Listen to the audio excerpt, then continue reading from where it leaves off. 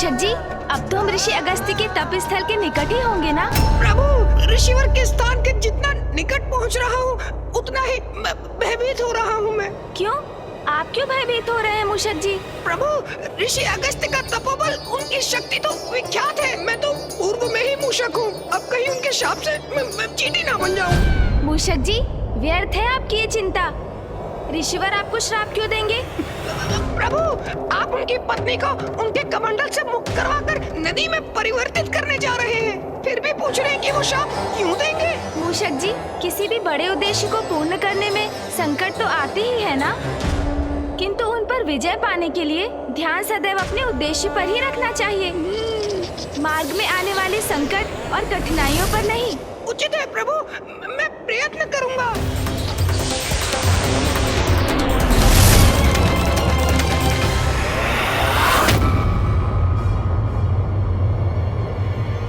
वो देखिए मूषक जी, हो रहे ऋषि अगस्त्य। प्रभु के कहने पर भी मैं भयमुक्त होकर ऋषिवर के निकट जाने का साहस ही नहीं जुटा पा रहा हूँ। मूषक जी, क्या हुआ? आपने अपनी गति धीमी क्यों कर ली? चलिए अब शीघ्र नीचे उतरिए। प्रभु, मेरा सुझाव मानिए तो आपको जो भी उपाय करना है यही ऊपर से कर लीजिए प्रभु। शीघ्रता से हमारा कार्य संपन्न भी हो जाएगा, फिर नीचे जाने की आवश्यकता ही क्या है। मूषक जी, ये क्या कह रहे हैं आप? क्या ये विचार है आपका कि मैं ऋषिवर का कमंडल उठाकर यहाँ से ओझल होकर ये कार्य संपन्न करूँगा? उत्तम, अति उत्तम योजना है प्रभु। आप ना ऋषिवर का कमंडल उठा लीजिए, अपने हाथ में लेते ही उसे पलट दीजिएगा। हो गया कार्य पूर्ण, और इस प्रकार अतिशीघ्र हमारे उद्देश्य की पूर्ति होगी, और जब तक ऋषि अगस्त्य के नेत्र खुलेंगे हम यहाँ से जा चुके होंगे प्रभु। मूषक जी, हम यहाँ चौर्य कर्म करने नहीं आए हैं। हम सर्वप्रथम ऋषि अगस्त्य को उनके तप से बाहर निकालेंगे, समझाने का प्रयास करेंगे उन्हें, और उसके लिए तो आपको सर्वप्रथम नीचे उतरना होगा। जी प्रभु। स्मरण रखिए मूषक जी, किसी अनुचित कर्म का विचार भी हमारे प्रयासों को निरर्थक कर देगा। क्षमा कीजिएगा प्रभु, मैं नीचे उतरता हूँ प्रभु।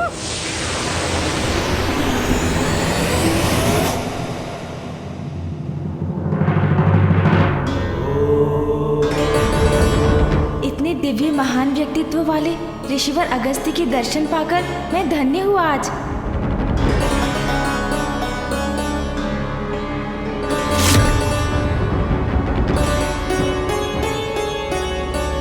पुत्र, तुम्हें कावेरी नदी को मुक्त कराना होगा ताकि इसका जल जन जन तक पहुंच सके। ऋषिवर अगस्त्य का ध्यान मुझे भंग करना ही होगा, ताकि मैं संपूर्ण वन्य जीव जंतुओं, वृक्ष आदि व मनुष्यों के प्राण रक्षित कर सकूं।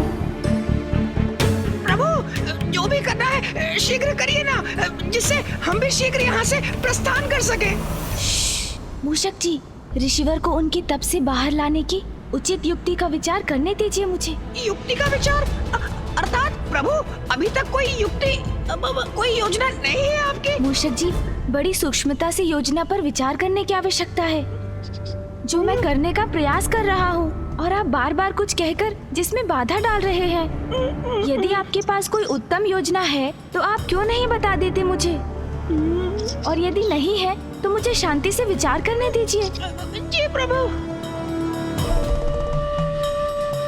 ऋषिवर का ध्यान कैसे भंग होगा? व्यवधान से प्रभु। व्यवधान से अर्थात? हाँ प्रभु, तीव्र वायु प्रवाह से आंधी उत्पन्न करिए आप। आंधी।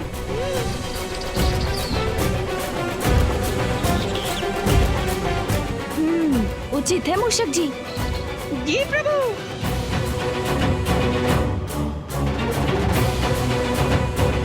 क्षमा कीजिएगा ऋषिवर, किंतु मैं विवश हूँ। मुझे इस क्षेत्र के उद्धार के लिए ये आंधी उत्पन्न करनी पड़ रही है।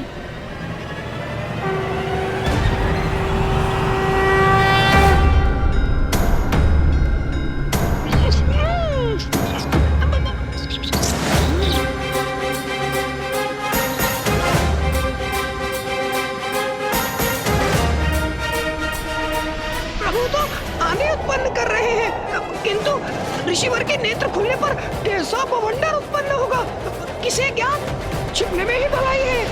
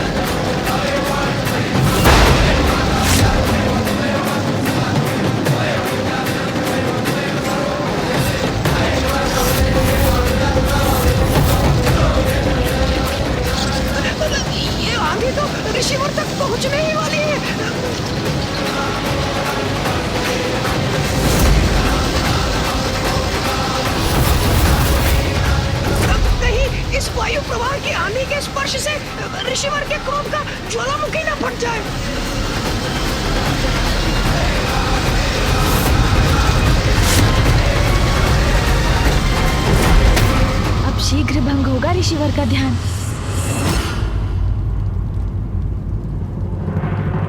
विश्वास है मुझे, गणेश सर्व समर्थ है, किंतु फिर भी मैं सशंकित हूँ। कहीं उसके साथ कुछ अप्रिय न घट जाए। गणेश का यह प्रयास सफल होने से अनेकों चिंताओं का अंत होगा। ऋषि अगस्त्य का क्रोध जागृत हुआ तो एक नवीन संकट उत्पन्न होगा।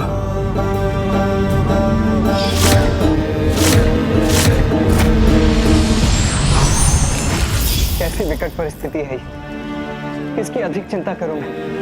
इस बवंडर के टकराव से ऋषि अगस्त्य के ध्यान भंग होने की, अथवा बवंडर द्वारा इस कमंडल के गिरकर उल्टा हो जाने की। दोनों ही अवस्थाओं में गुरुदेव, ऋषि अगस्त्य कहीं क्रोध में आकर गणेश को कोई श्राप न दे बैठे। तपोबल के धनी ऋषि अगस्त्य ने यदि श्राप दिया तो वह अकाट्य होगा।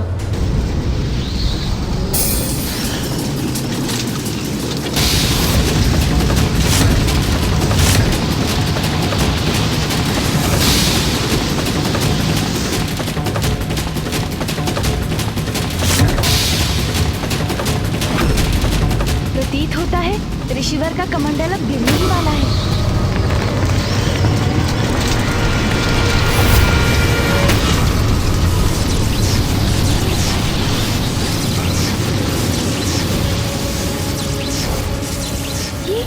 ये क्या हुआ?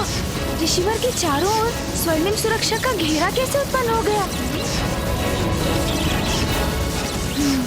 ज्ञात करता हूँ।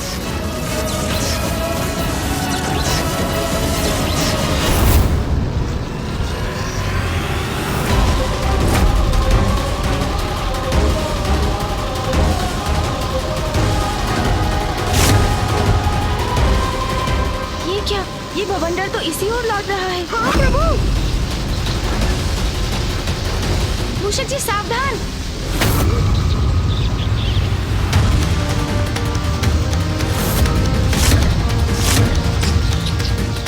इससे रक्षित होना होगा।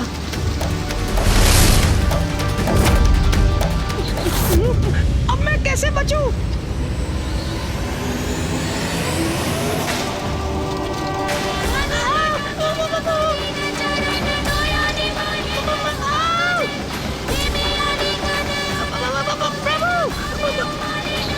कुछ कीजिए प्रभु, रोकिए इस बवंडर को।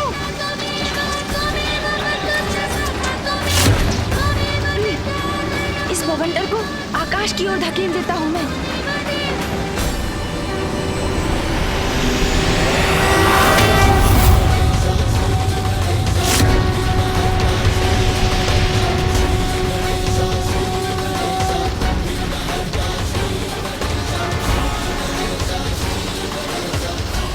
हम रक्षित हो गए प्रभु।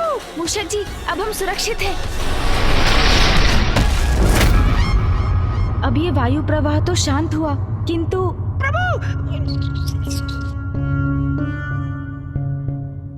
प्रभु, इस बवंडर ने तो उलटकर मेरे ही दुर्दशा कर दी। हाँ मूषक जी, हमारा ये उपाय तो व्यर्थ हुआ। अब कुछ और सोचना होगा। और सोचना होगा? आप सोचिए प्रभु, मैं तो तनिक विश्राम कर लेता हूँ। इन टहनियों के प्रहार भी विद्युत के प्रहार समान प्रतीत हो रहे थे मुझे। विद्युत, सुना ना आपने प्रभु? विद्युत। हाँ हाँ, आपने अभी कहा था कि जैसे आपको लगा विद्युत प्रहार हो रहे हैं आप पर। नहीं प्रभु, मैं ये कह रहा हूँ विद्युत का प्रभाव अवश्य होगा ऋषिवर पर। उससे इनका ध्यान अवश्य भंग होगा। हाँ, कदाचित ये उचित रहेगा मूषक जी।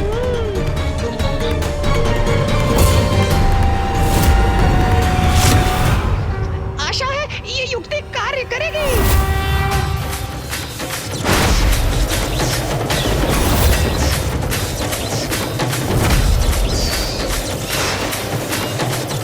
मैंने वायु का सुझाव दिया था तो विद्युत के समान प्रतीत हुआ था। अब विद्युत के सुझाव से कहीं अग्निबाण न हो जाए मुझ पर। मेरा तो छिपना ही उचित है।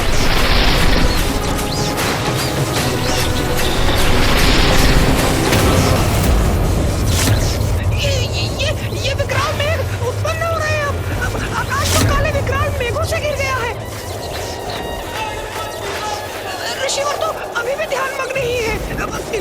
उनका ध्यान भंग होते ही मैं भी संकट में पड़ सकता हूँ।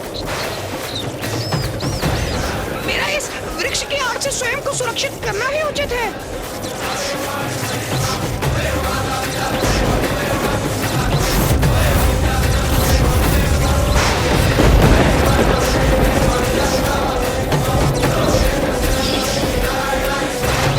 प्रभु के समान मैं भी वृक्ष के ऊपर चढ़कर ही सुरक्षित हो सकूंगा।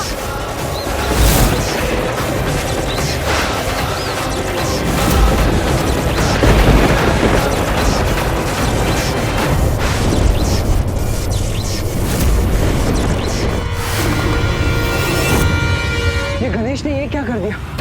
विद्युत के प्रहार से ऋषि अगस्त्य अवश्य क्रोधित हो जाएंगे। पुत्र गणेश, हमारी चिंता मुझसे व्याकुल कर रहे हैं।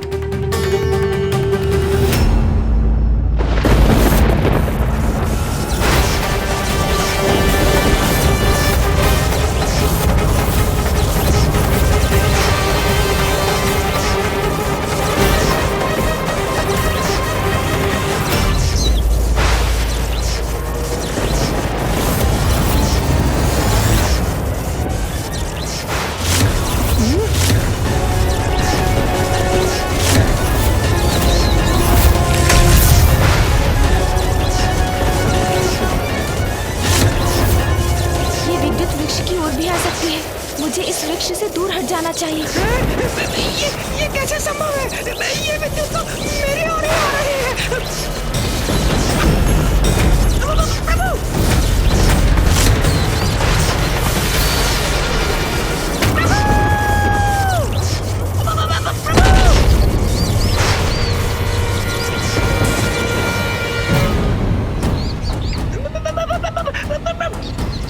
मूषक जी,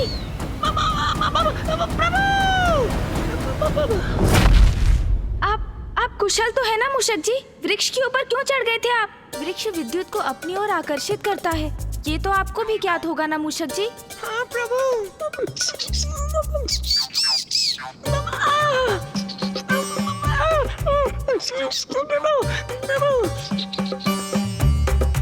मेरा मुख, मेरा सुंदर मुख, क्या हो गया इसे? देखिए प्रभु, मेरी सुंदर मुख पर कैसी कालीमा छा गई है। मेरी सुंदरता विलीन हो गई। नहीं मूषक जी, आप तो पूर्व के समान ही दिखाई दे रहे हैं। आपको तो कुछ भी नहीं हुआ।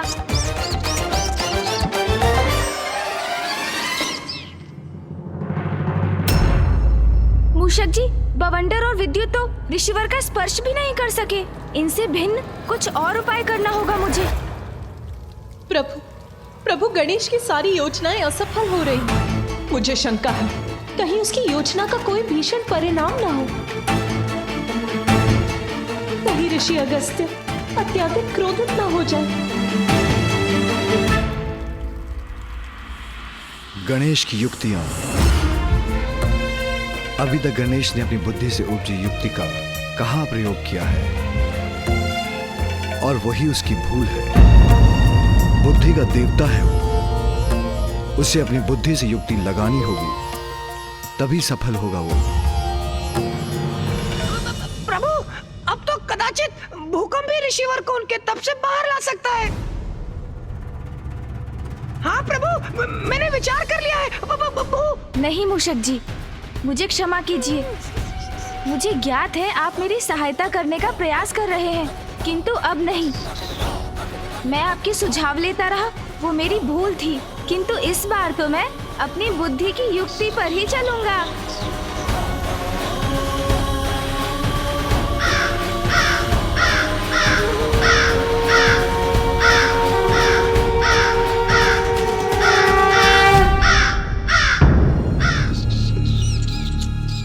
काग? प्रभु! मूषक जी,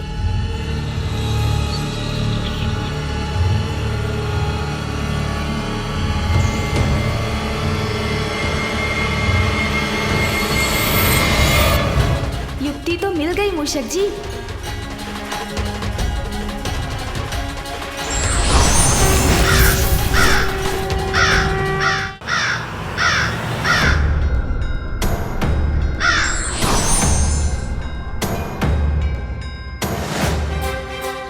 प्रभु, मुझे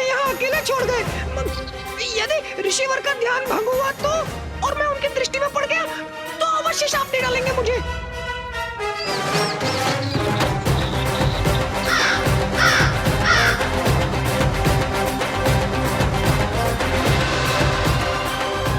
यदि मैंने ऊपर से कमंडल तक पहुंचने की चेष्टा की तो ऋषिवर का सुरक्षा घेरा अवश्य मुझे रोक देगा। कदाचित मुझे नीचे से धरती के भीतर से कमंडल तक जाना चाहिए।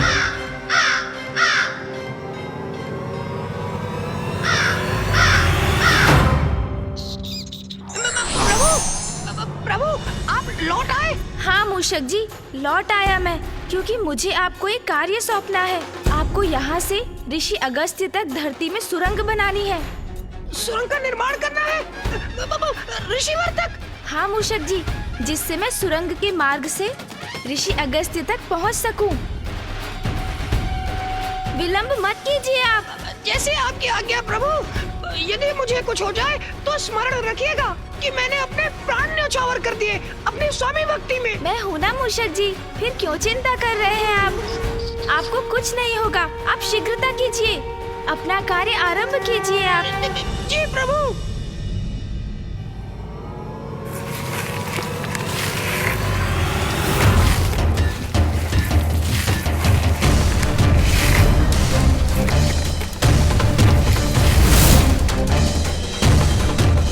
मूषक जी, सुरंग का कार्य पूर्ण हो गया। प्रभु, सुरंग तो तैयार है, किंतु प्रभु ने तो मेरी बात ही नहीं सुनी। मैंने सुरंग तो बना दी, लेकिन ऋषि अगस्त के भय से सुरंग के दूसरी ओर बाहर निकलने का छिद्र ही नहीं बना पाया। ये क्या? मूषक जी ने तो कार्य अधूरा ही छोड़ दिया। सुरंग से बाहर निकलने के लिए छिद्र मुझे ही बनाना होगा।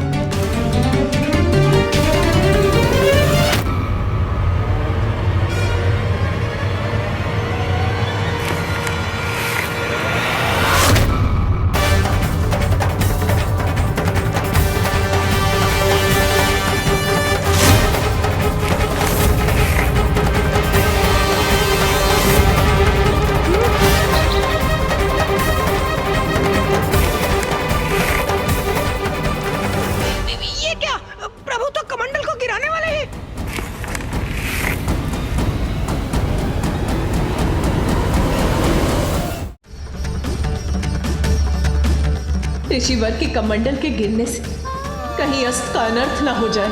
विलंब उचित नहीं, शीघ्रता करो गणेश।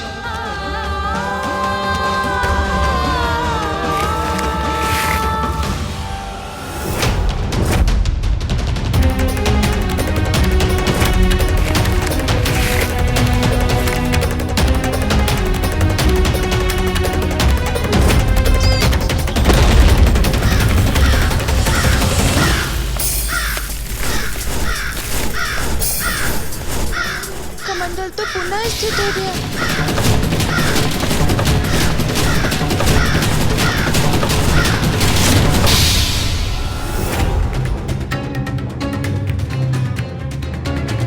हाँ गणेश, यही युक्ति उचित है। अपने पंख से उलट दो कमंडल को, मुक्त कर दो माँ लोपामुद्रा को। हाँ प्रभु, उचित है। आपके पंख फड़फड़ाने से कमंडल गिर जाएगा।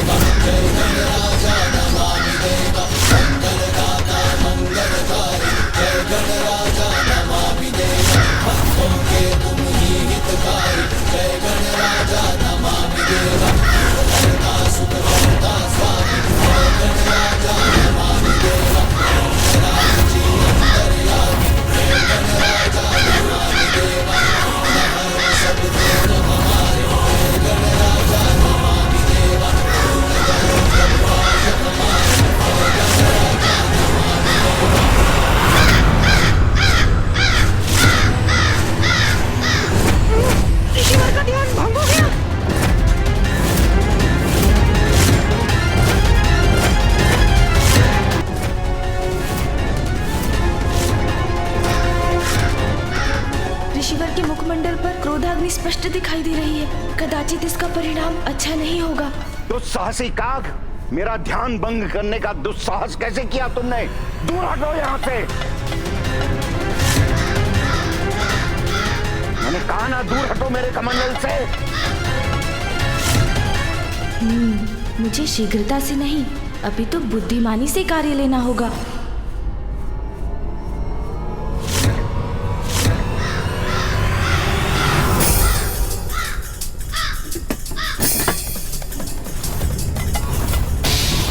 इस काग का इतना दुस्साहस मेरे कमंडल का जल पीने को आतुर है।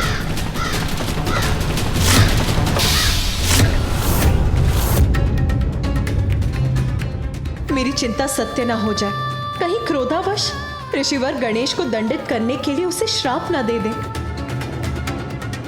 गणेश, ऋषिवर को और क्रोधित मत करो। ऐसे पल लौट आओ, मुड़ जाओ वहां से।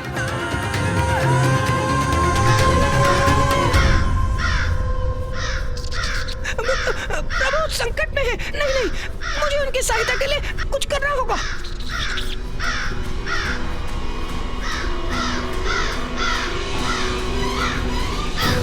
मुझे क्षमा कर दीजिए प्रभु, मेरे पांव तो ऋषि अगस्त के भय के कारण जड़ हो गए हैं, आगे ही नहीं बढ़ रहे।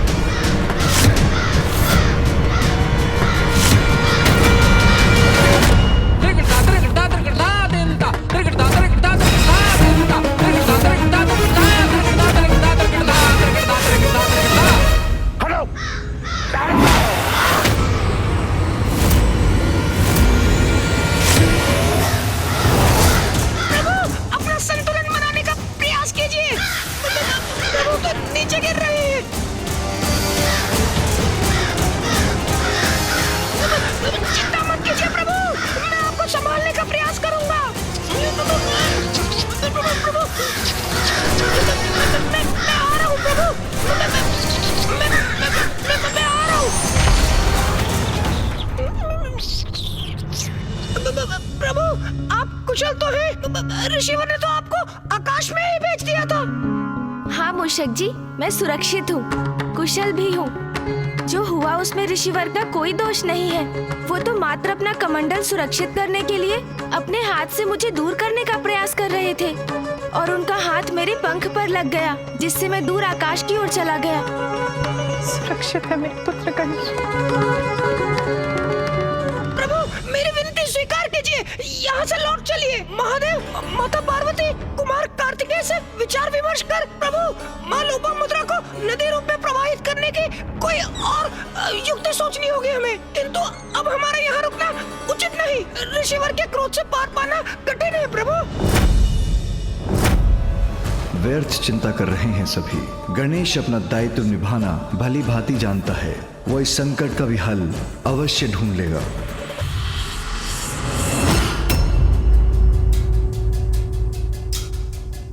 अब दूर हट गया वो काग, पुनः ध्यानस्थ होता हूं मैं।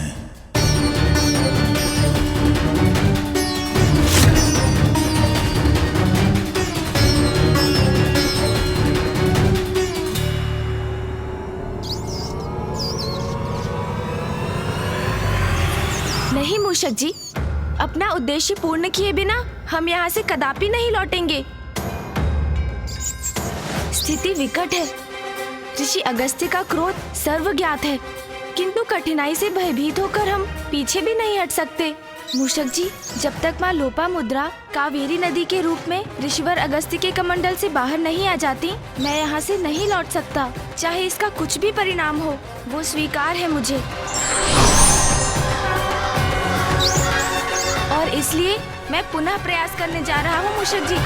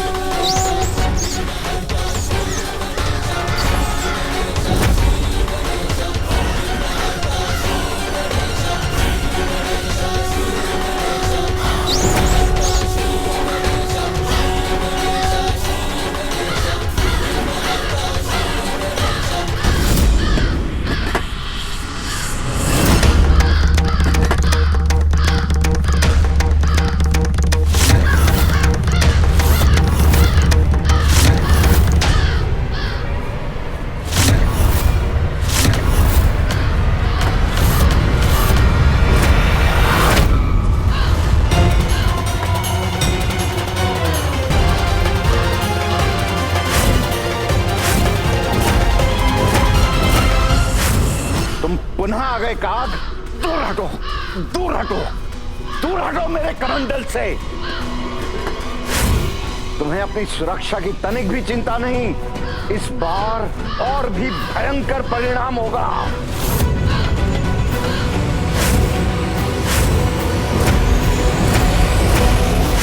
दूर हटो, दूर दूर हटो। काग, तुमने मेरी चेतावनी सुनी नहीं? दूर हटो यहां से।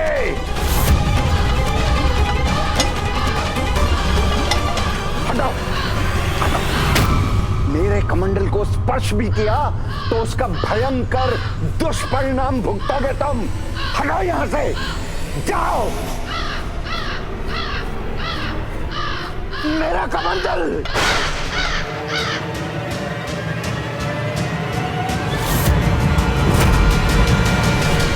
उद्दंड काग, इस कमंडल को सुरक्षित स्थान पर रखते ही तेरी उद्दंडता का कठोर दंड दूंगा मैं।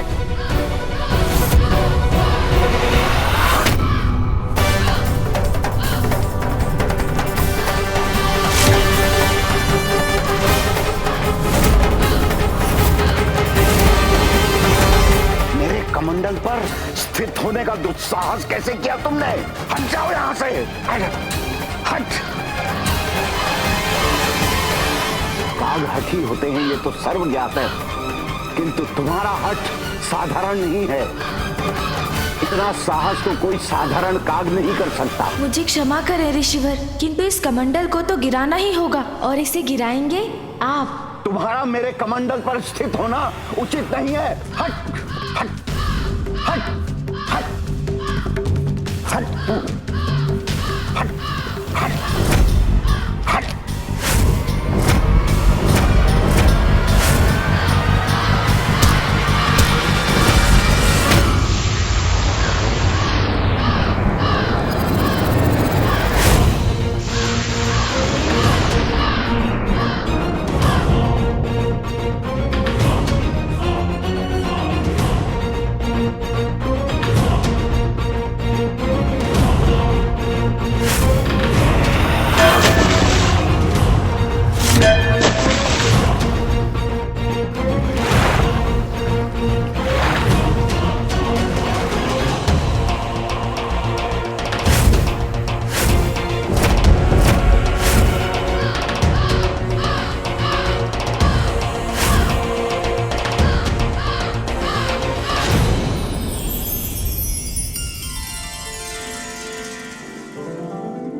माता, आप कमंडल से बाहर आइए। हाँ माता लोपामुद्रा, आपके स्वामी अगस्त्य ऋषि अपने हाथ से आपको प्रवाहित होने का संकेत दे रहे हैं।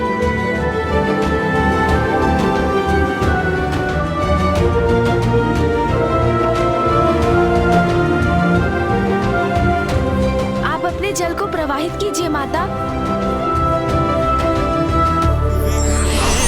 प्रणाम माता लोपामुद्रा। पाद पंकजम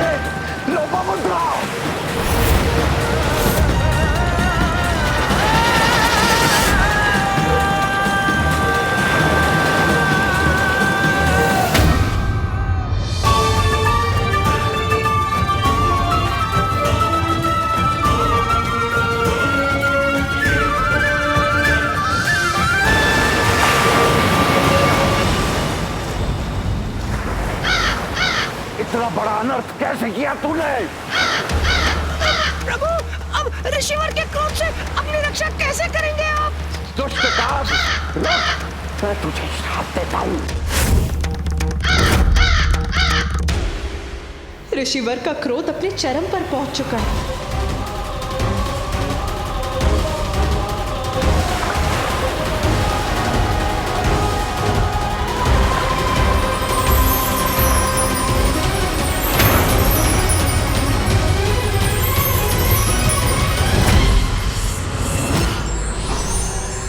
ऋषि अगस्त्य वक्रतुंड महाकाय सूर्यकोटि समप्रभ निर्विघ्नं कुरु मे देव सर्वकार्येषु सर्वदा।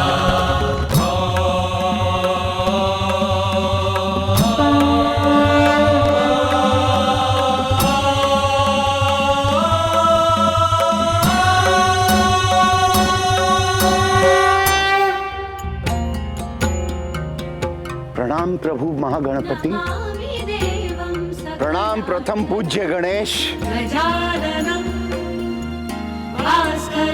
मेरी ही प्रेरणा से जग कल्याण हेतु गणेश ने आपके कमंडल में बाधित नदी को मुक्त कराकर उन्हें प्रवाहित किया। प्रभु, मोहवश कितनी बड़ी भूल कर बैठा मैं। जन कल्याण में बाधित बन बैठा, नियति को बाधित किया मैंने, और ये भी ना समझ सका कि काग रूप धारण कर प्रथम पूज्य गणेश स्वयं मुझे उचित कर्म करने का संकेत दे रहे हैं। मुझे क्षमा कर दीजिए प्रभु, मुझे क्षमा कर दीजिए, क्षमा कीजिए महागणपति, क्षमा करें प्रभु। मैं बहुत लज्जित हूं प्रभु, बहुत लज्जित हूं, मुझे क्षमा कर दीजिए। एक ऋषि, एक तपस्वी होकर आसक्तिवश मैं अपने को मुक्त नहीं कर सका। सदा जन कल्याण मेरा उद्देश्य रहा, किंतु आसक्तिवश मैं ही उसमें बाधा बन गया। सबको सुख पहुंचाने वाली, धरती को जल से सींचने वाली नदी को मैंने रोक रखा। बहुत बड़ी भूल हो गई मुझसे प्रभु, बहुत बड़ी भूल हो गई। मुझे क्षमा कर दीजिए, मुझे क्षमा कर दीजिए प्रभु, मुझे क्षमा कर दीजिए, मुझे क्षमा करे परम पूज्य गणेश जी।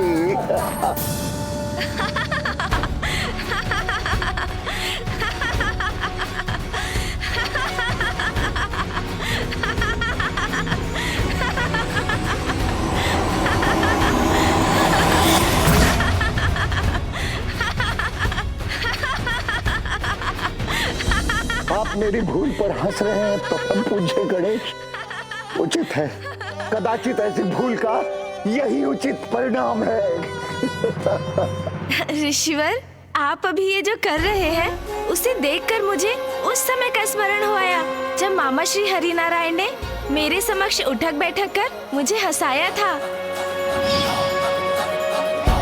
इसलिए मैं ये विधान करता हूँ, आज से जो भी मेरे समक्ष ये दोनों क्रियाएं करेगा, मैं उसकी सभी धर्मोचित मनोकामनाएं यथाशीघ्र पूर्ण करूंगा।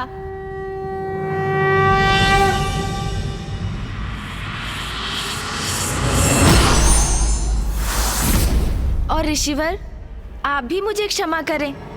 मेरा आशय आपको दुख पहुंचाने का कदापि नहीं था। भूल तो मुझसे हुई थी। मेरे द्वारा सागर जलपान से ही यहाँ सूखा पड़ा था। उसी सूखे की समाप्ति के लिए नदी प्रवाहित करना चाहता था, किंतु पत्नी प्रेम वश में उसमें स्वयं बाधा बना। ये भी भूल गया कि लोपामुद्रा का जन्म दक्षिण के अकाल को समाप्त करने के लिए ही हुआ था। किंतु अब तो भूल का सुधार भी हो चुका है। देखिए ना ऋषिवर, अब तो नदी प्रवाहित भी हो रही है।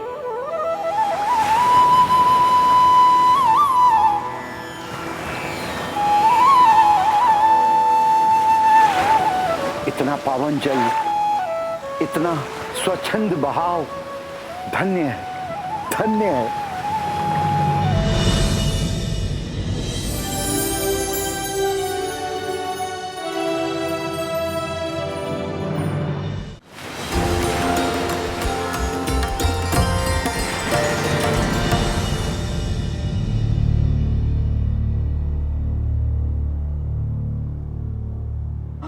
प्रभु जल, प्रभु कृपा कीजिए, जल।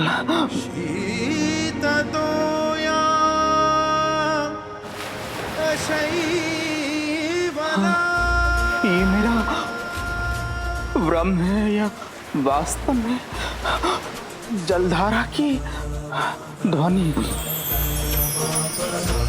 हे परमानंदे कुरु करुणामय कातरवंगे तव तट निकटे यस्य निवासः खलु प्रभु, वैकुंठे आप धन्य हैं, आपने मेरी प्रार्थना सुन ली।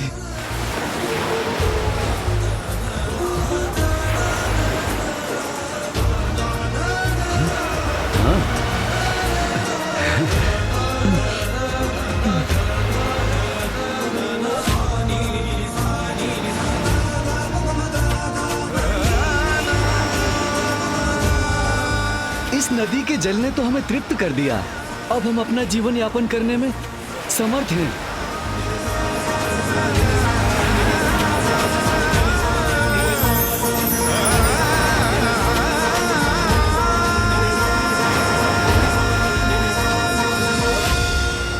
जल से परिपूर्ण हो गया हमारा जीवन। अब कोई कमी नहीं है हमारे जीवन में। इस जलधारा ने तो हमारा जीवन ही सुखमय बना दिया।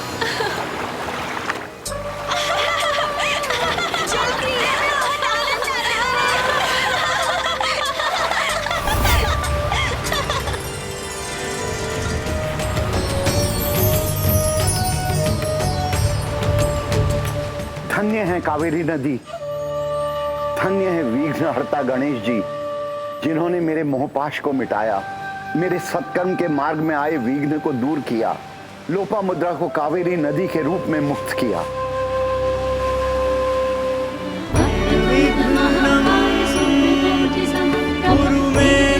माँ लोपामुद्रा का कावेरी नदी के रूप में प्रवाहित होने से मेरा कार्य संपन्न हुआ।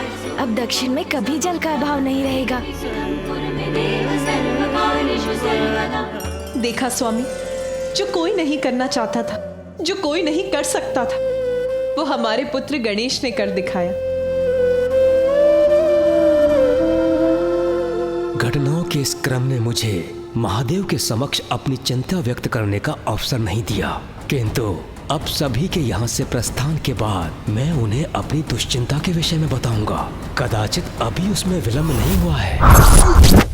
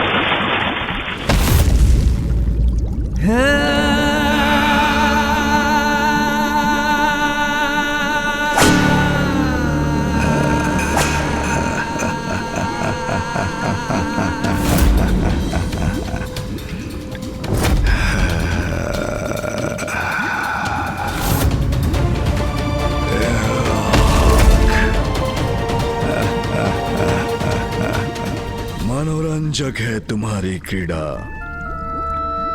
किंतु इसका अंत तुम्हारे अंत के साथ ही होगा, क्योंकि सर्वश्रेष्ठ जलंधर से किसी का बच पाना असंभव है।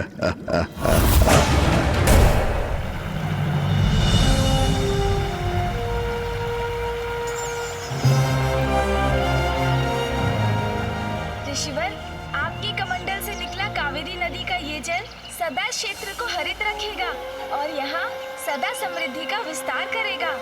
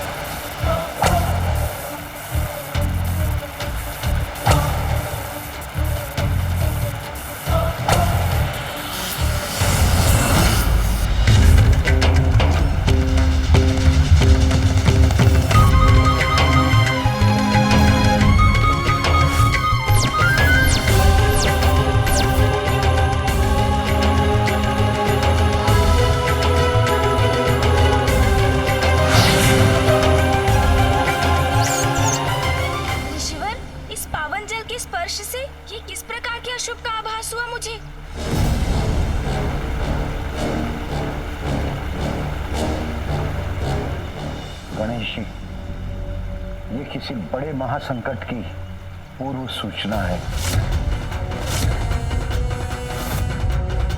महासंकट तो है। स्वयं जगत पिता महादेव की क्रोधाग्नि ही जगत के लिए संकट उत्पन्न करने वाली है।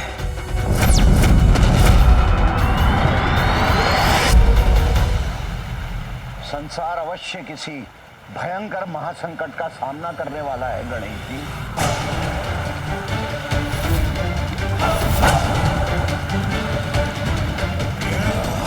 कैसा महासंकट ऋषिवर? कृपया मुझे बताइए ऋषिवर, कौन और क्या इस भावी संकट का कारण?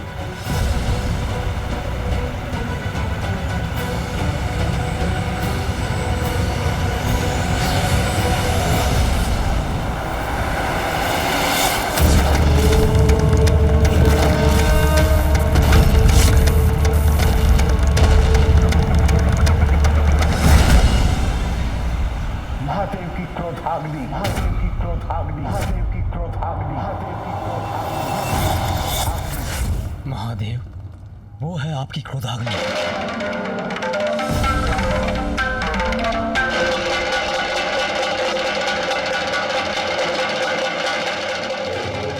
मेरी क्रोधाग्नि?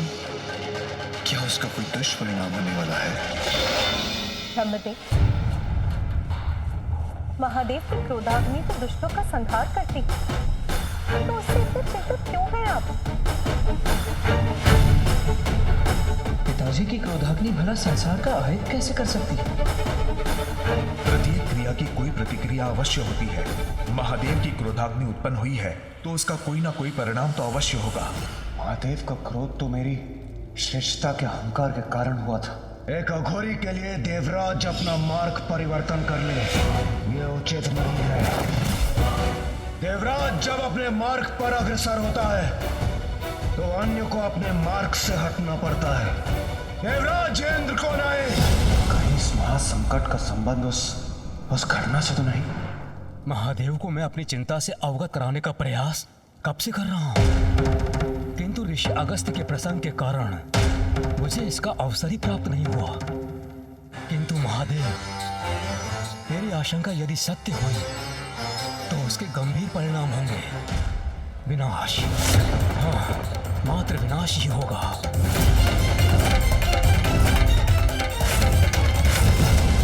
ब्रह्मदेव, आप स्पष्ट कहिए, आपकी आशंका का कारण क्या है?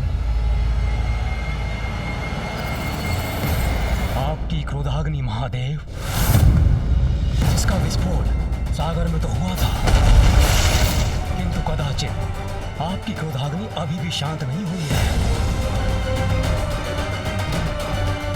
जल और अग्नि का संयोग तो प्रकृति के विरुद्ध है।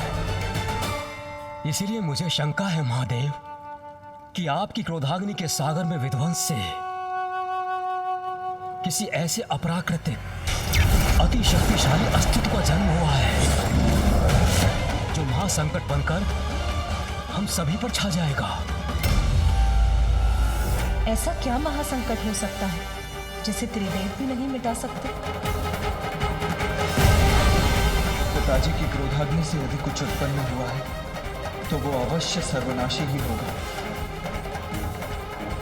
मेरे देवलोक पर पुनः संकट के मेघ मंडराते प्रतीत हो रहे हैं।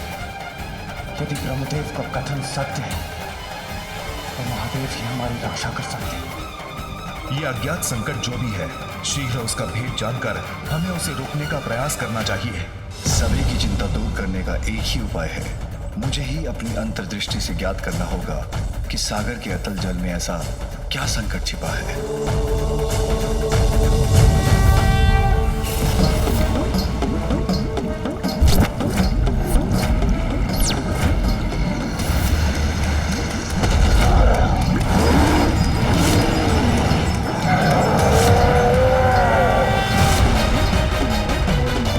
महासंकट तो अवश्य उत्पन्न हो गया है। ब्रह्मदेव का चिंतित होना उचित है।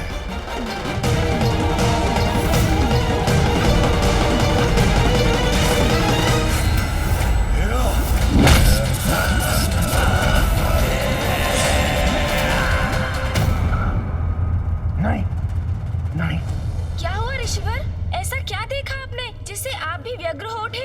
अत्यंत भयंकर है महादेव की क्रोधाग्नि का ये रूप। सागर के जल में जन्मा है। सर्वश्रेष्ठ जलंधर हूं मैं। जलंधर जलंधर जलंधर।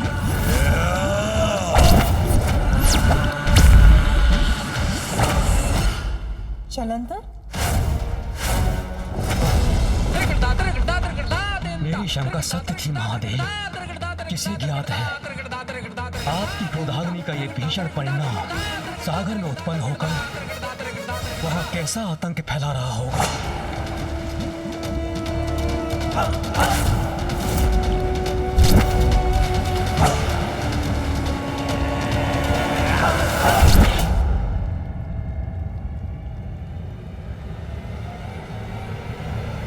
महादेव की क्रोधाग्नि के समक्ष तो कोई नहीं टिक सकता, तो फिर ये जलंधर कौन है जो इससे भी रक्षित रहकर जीवित रहा?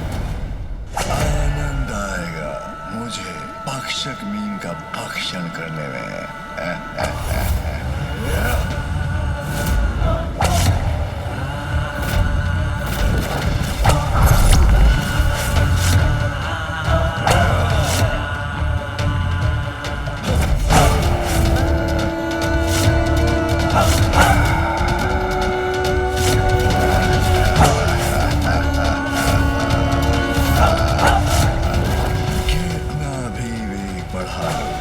सुरक्षित नहीं हो तुम। मैं सर्वश्रेष्ठ जलंधर पराजय स्वीकार नहीं करता।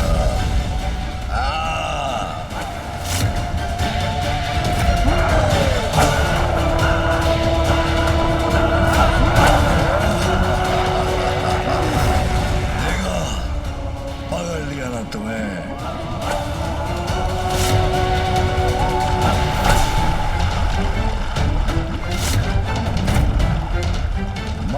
सर्वश्रेष्ठ जलंधर, मुझसे कोई बच नहीं सकता।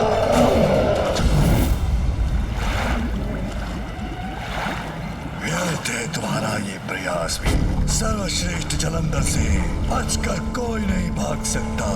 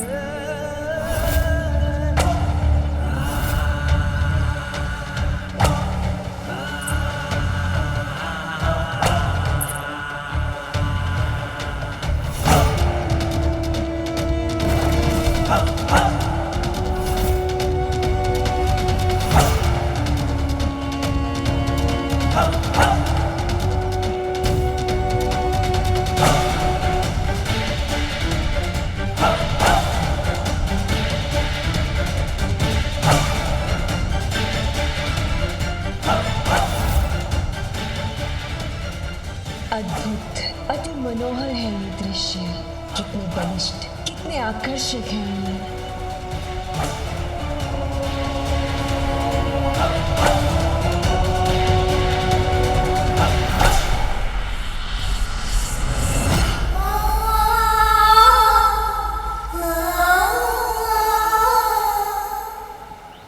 व्यर्थ आकर्षण का समय नहीं है मेरे पास।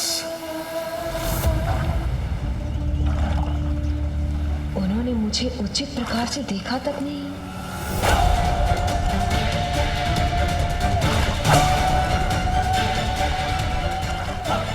उनके द्वारा अपना ये तिरस्कार स्वीकार नहीं है मुझे। ओम श्री विष्णुवे नमः। ओम श्री विष्णुवे नमः।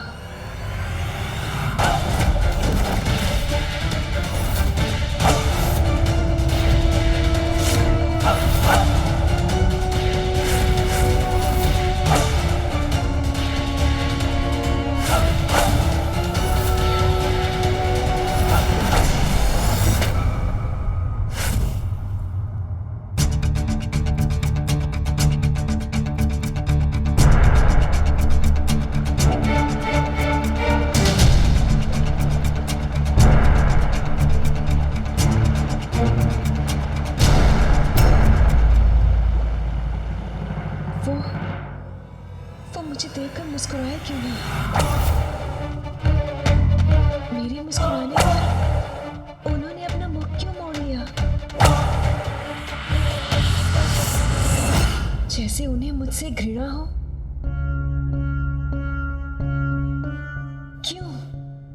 क्यों हुआ ऐसा मेरे साथ? क्या इसलिए क्योंकि मैं एक साधारण सी विष्णु भक्त हूँ?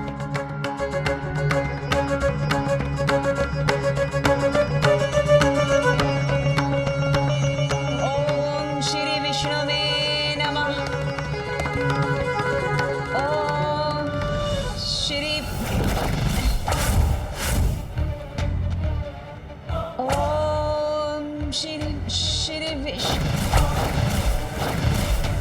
ओम श्री विष्णु। अब इस जाप में मेरा मन ही नहीं लग रहा।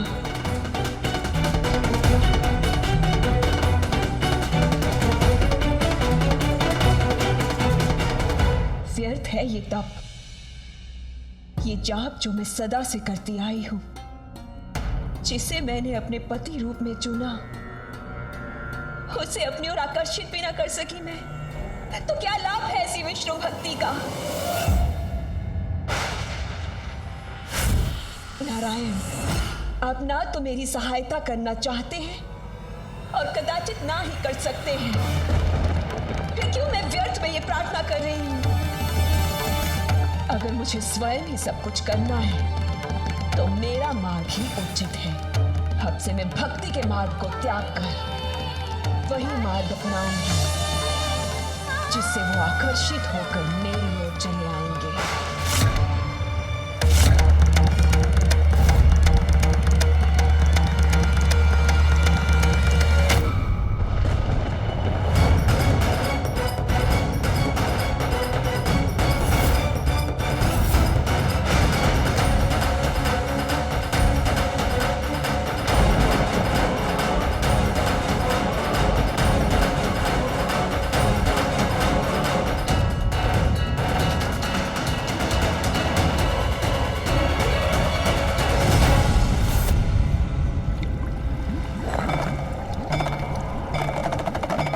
स्वादिष्ट भोजन के बाद अब इसे अपना अस्त्र भी बनाऊंगा मैं।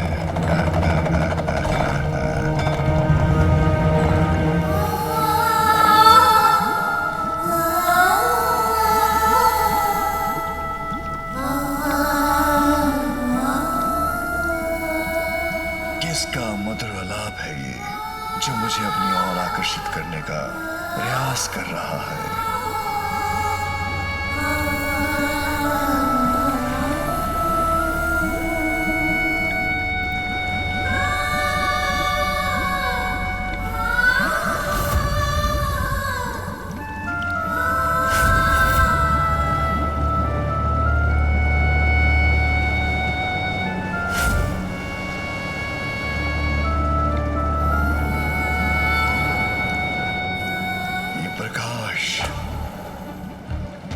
कदाचित वहीं से आ रहा है ये स्वर।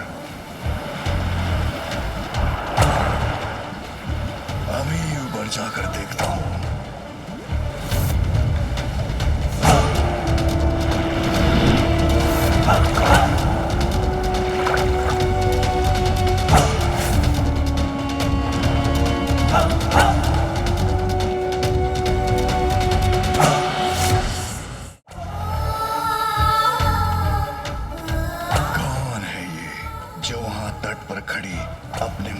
से मुझे लुभा रही है।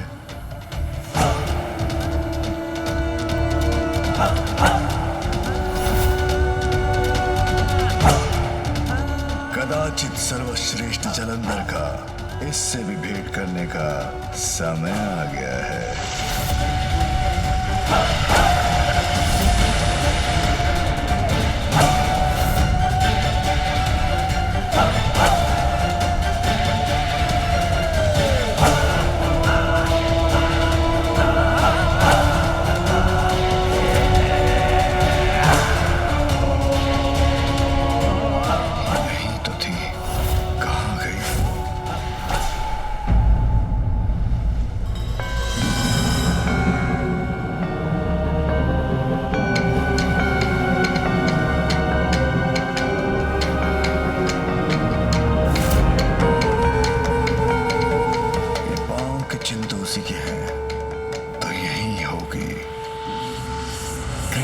कर रही है मेरे साथ।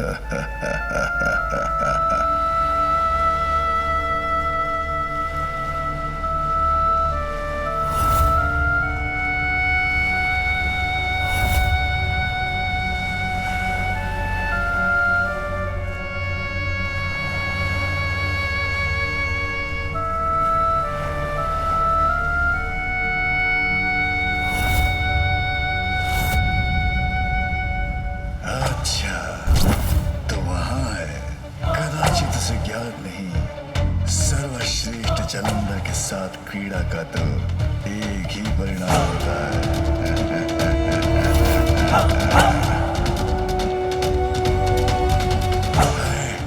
अब कहाँ चली गई?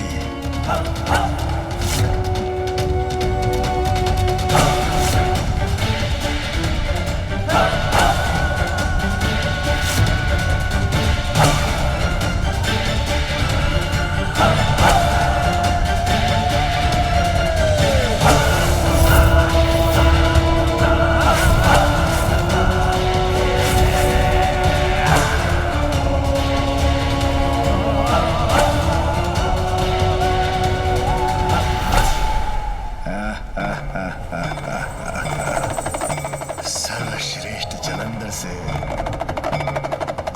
लुका छिपी।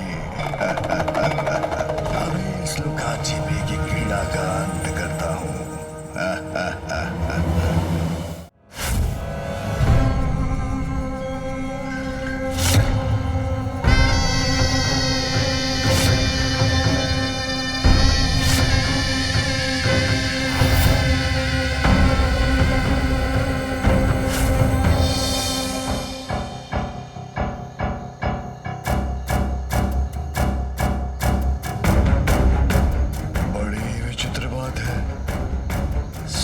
सुनाई दे रहा है, किंतु मेरी दृष्टि से अदृश्य हो रही है स्वर की स्वामिनी।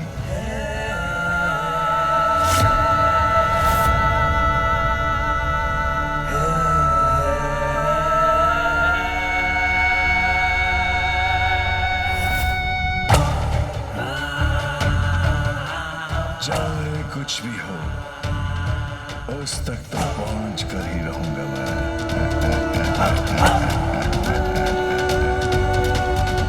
मैं सर्वश्रेष्ठ जलंधर तुम्हारे निकट आना चाहता हूं। रुक जाओ, समीप आने दो मुझे।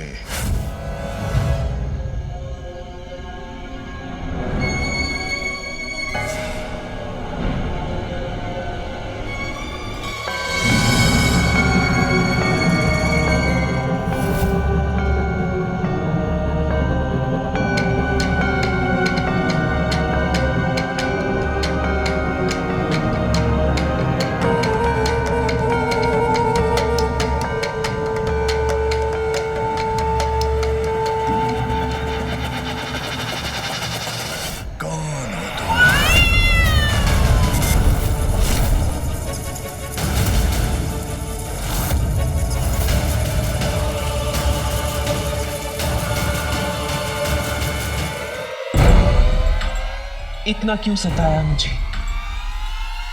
कब से तुम्हारी प्रतीक्षा कर रही हूं मैं। कौन है ये मायाविनी? मेरी प्रतीक्षा क्यों कर रही थी ये?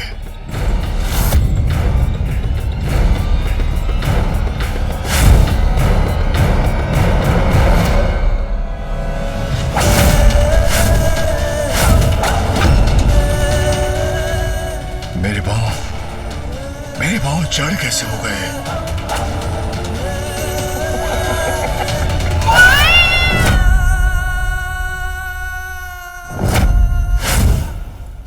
ये कैसा मकड़ जाल है? कौन है ये मायाविनी? देखा, तुम्हें अपने जाल में फंसा लिया ना मैंने।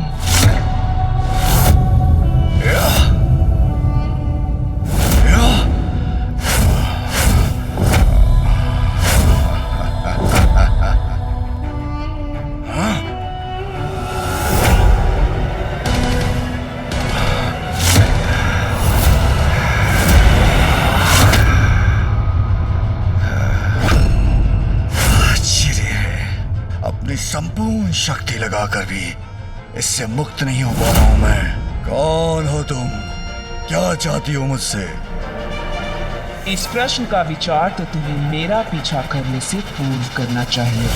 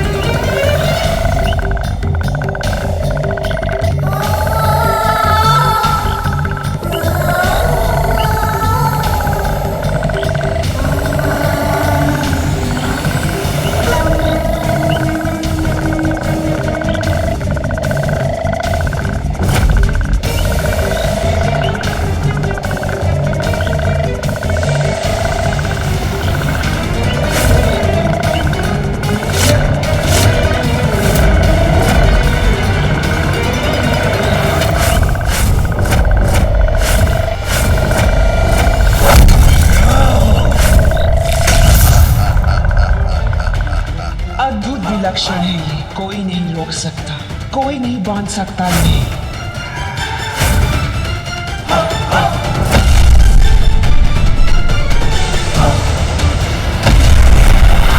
सर्वश्रेष्ठ जलंधर हूं मैं।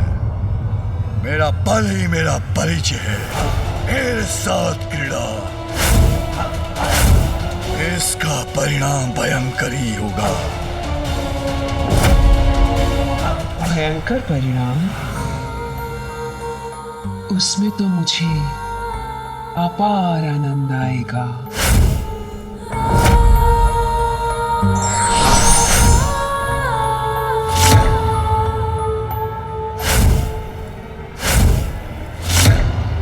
मैं ही करती हूं इस क्रीड़ा का आरंभ।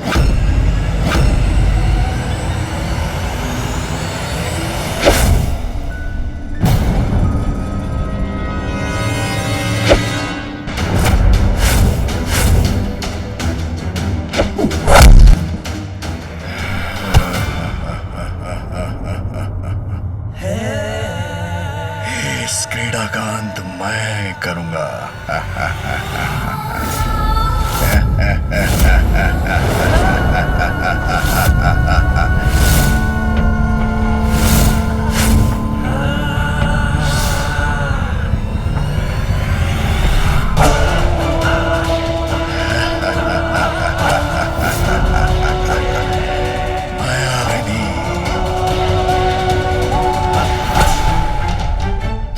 स्पर्श भी नहीं कर पाओगी।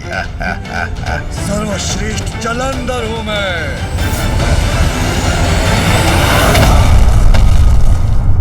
सर्वश्रेष्ठ जलंधर को अपनी माया से बांधने चली थी तुम।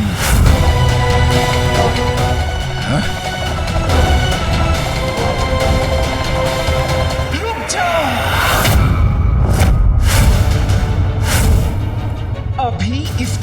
का अंत नहीं हुआ है।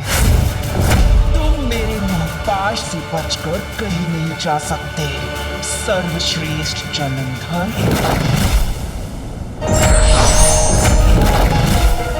रुक जाओ जलंधर, मैं तुम्हें जाने नहीं दूंगी।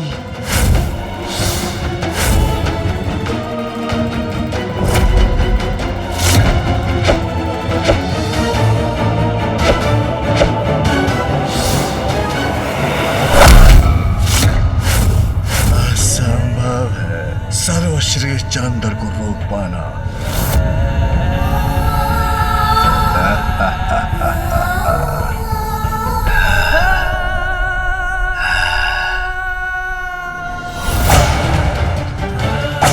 ऐसा क्यों प्रतीत हो रहा है मुझे, जैसे मैं इस राक्षसी से परिचित हूं।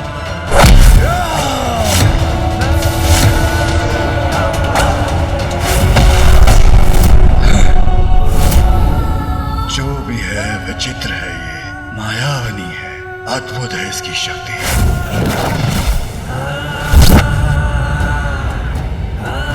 मुझे वश में करना चाहती हो ना तुम, तो आओ प्रयत्न करके देख लो।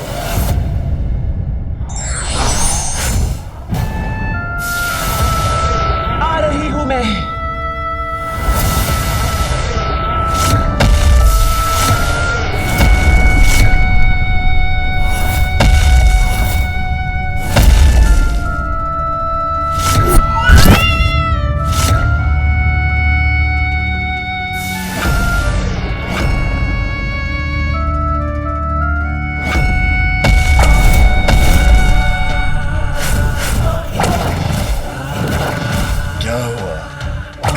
पकड़ पा रही हो ना मुझे?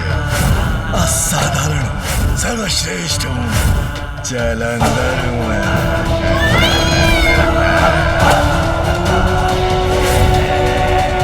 इसकी कलाई की कंगन की चमक मुझे कुछ स्मरण करा रही है।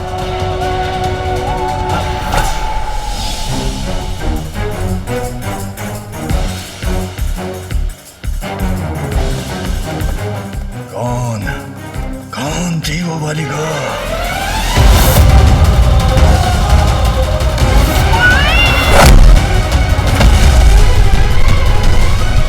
क्या हुआ? मुझसे अपनी रक्षा नहीं कर सके ना तुम? लो, कर लिया मैंने तुम्हें अपने वश में। अब हुआ हमारी इस क्रीड़ा का अंत।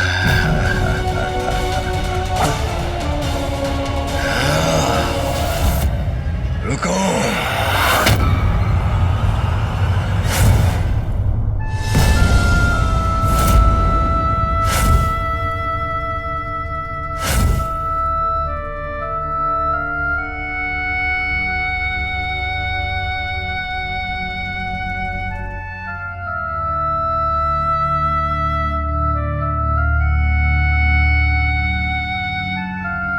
ये कंगन तो मैंने पूर्व में भी कहीं देखा है।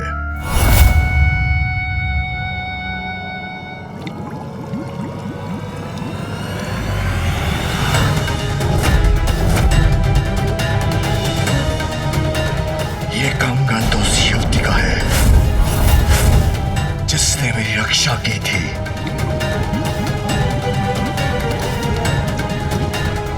ये कंगन तुम्हें कैसे प्राप्त हुआ? क्या तुमने इस युवती का वध कर उसको अपना आहार बना लिया है? बोलो, मेरे प्रश्नों का उत्तर दो।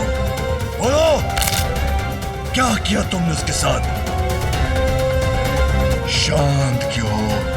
मेरे प्रश्नों का उत्तर दो।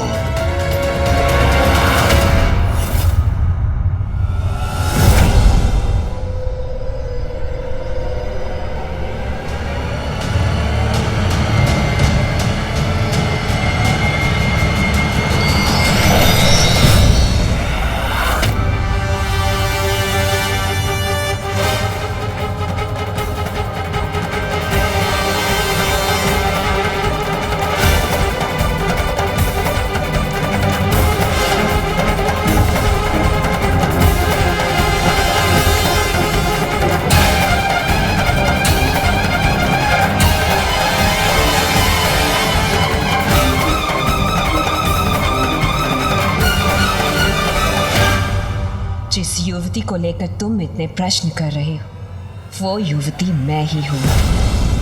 आश्चर्य, यही है वो युवती। अद्भुत है इसका सौंदर्य।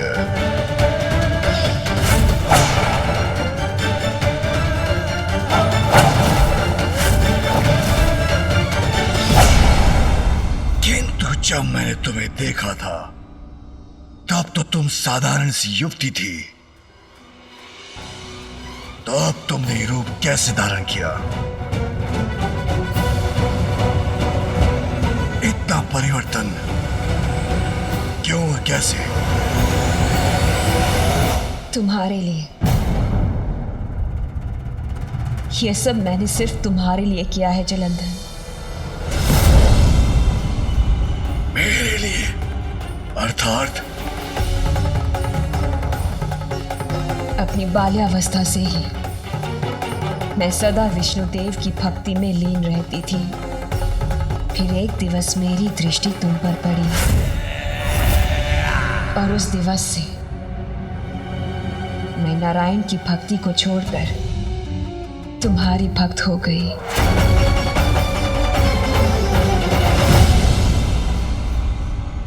उचित है, करनी भी चाहिए तुम्हें मेरी भक्ति।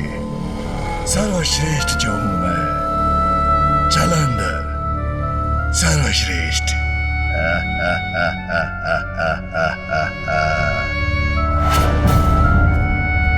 किंतु तुम्हारे पास तो मेरे लिए समय ही नहीं था। मैं तुम्हारी एक झलक के लिए ललायत रहती थी और तुमने मुझे देखकर भी अनदेखा कर दिया।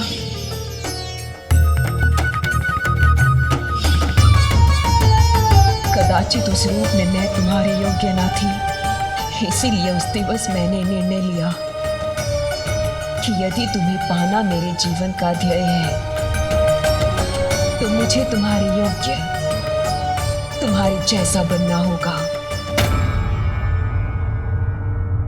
इसीलिए मैंने नारायण की भक्ति का त्याग किया और ये रूप धारण किया।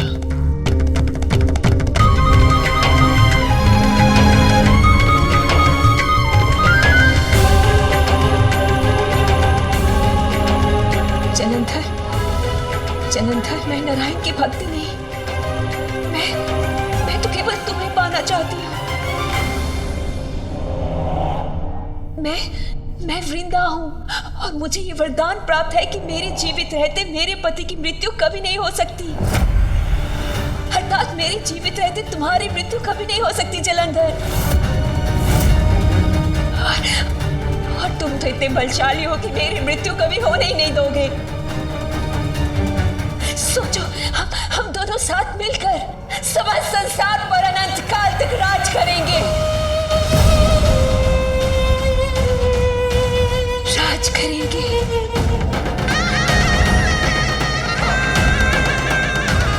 उचित है।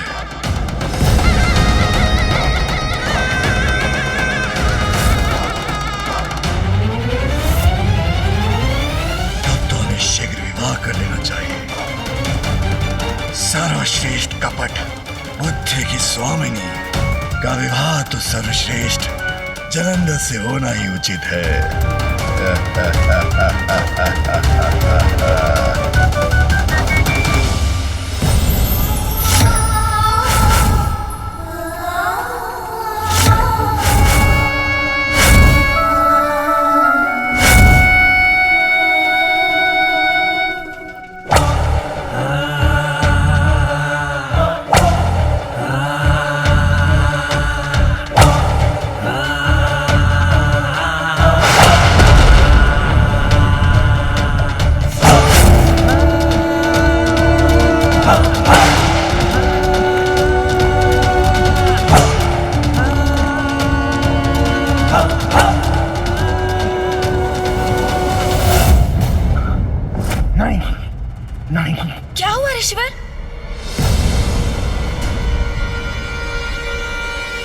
गणेश जी, अभी तक तो केवल जालंधर ही एकमात्र चुनौती था।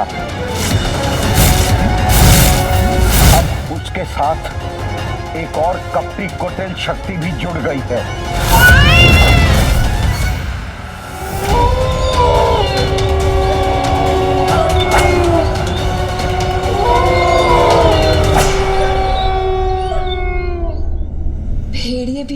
विवाह से आनंदित हैं, उसका उत्सव मना रहे हैं।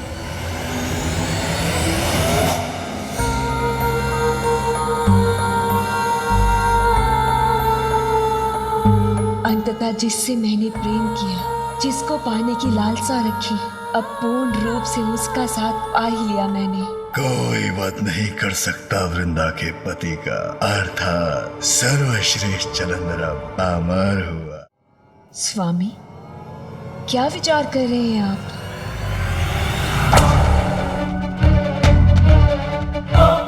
जब मैं सागर के भीतर था तभी मुझे आभास हो गया था कि महानता की चरम शिखर पे पहुंचना मेरी नियति है।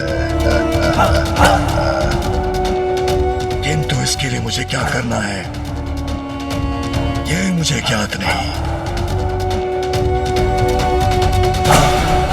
स्वामी, मुझे भी इस बात का आभास हुआ था कि आप ही इस संसार के अधिपति बनने के योग्य हैं। पाताल लोक, देवलोक, सब पर आपका अधिकार ही आपकी नियति है।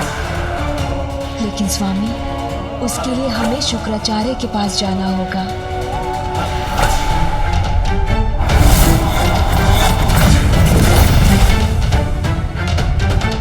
शुक्राचार्य? हाँ स्वामी, असुर गुरु है शुक्राचार्य। वही हमें संसार पर विजय प्राप्ति का मार्ग सुझाएंगे।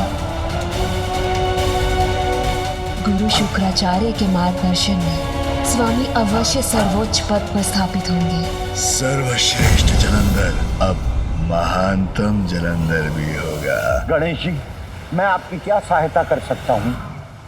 ऋषिवर, आपने मुझे इस संकट से अवगत कराया, यही पर्याप्त सहायता है मेरे लिए। अब मुझे यथाशीघ्र कैलाश लौटकर पिताश्री के साथ इस पर विचार विमर्श करना चाहिए। उचित है गणेश जी, महादेव ही इस भयंकर संकट का हल सुलझा सकते हैं। आप शीघ्र प्रस्थान कीजिए, मैं यही लोपामुद्रा का स्मरण करते हुए ध्यान मग्न होता हूँ।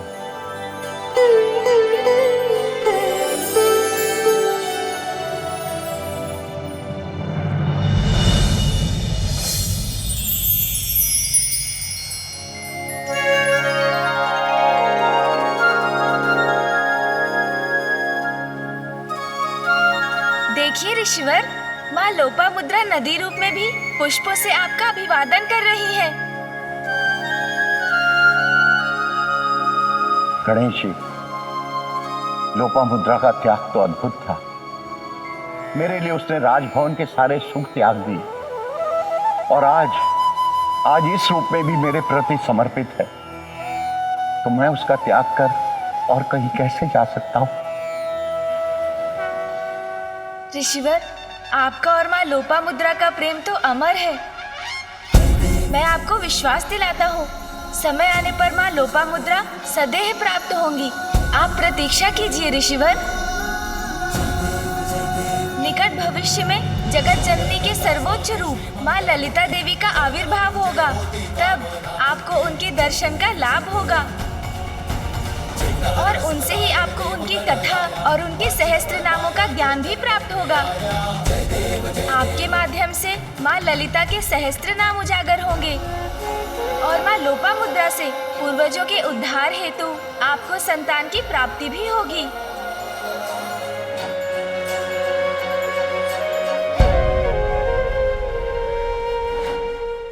धन्यवाद गणेश जी, आपके आशीर्वाद से मैं कृतार्थ हो गया।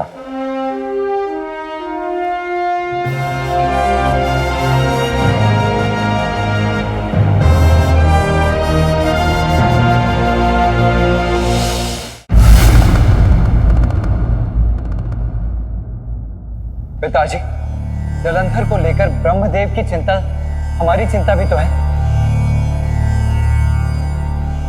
स्वामी, अब और प्रतीक्षा नहीं कर सकते आप। इस संकट का निवारण शीघ्र ही करना होगा आप। अंधकासुर के कारण जो महाक संकट उत्पन्न हुआ, उसका स्मरण है मुझे। इसीलिए अब क्षणिक विचार का समय भी नहीं है आपके पास। जलंधर महासंकट का रूप ले ले, उसके पहले उसका अंत कर दीजिए स्वामी।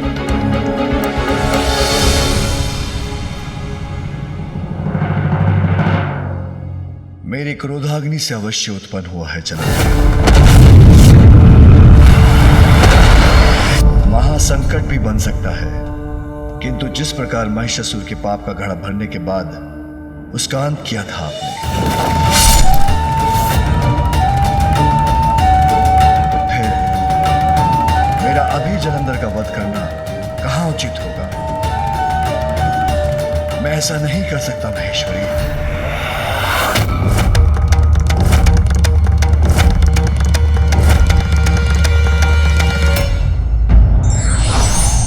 से पूर्व भगवान सभी को समान रूप से अवसर देते हैं। ये व्यक्ति पर निर्भर करता है कि वो धर्म का मार्ग चुनता है या अधर्म का। विघ्नहर्ता श्री गणेश के अद्भुत शक्तियों से भरे वीडियोस देखने के लिए चैनल को सब्सक्राइब करना न भूलें और साथ ही बेल आइकॉन भी दबाएं।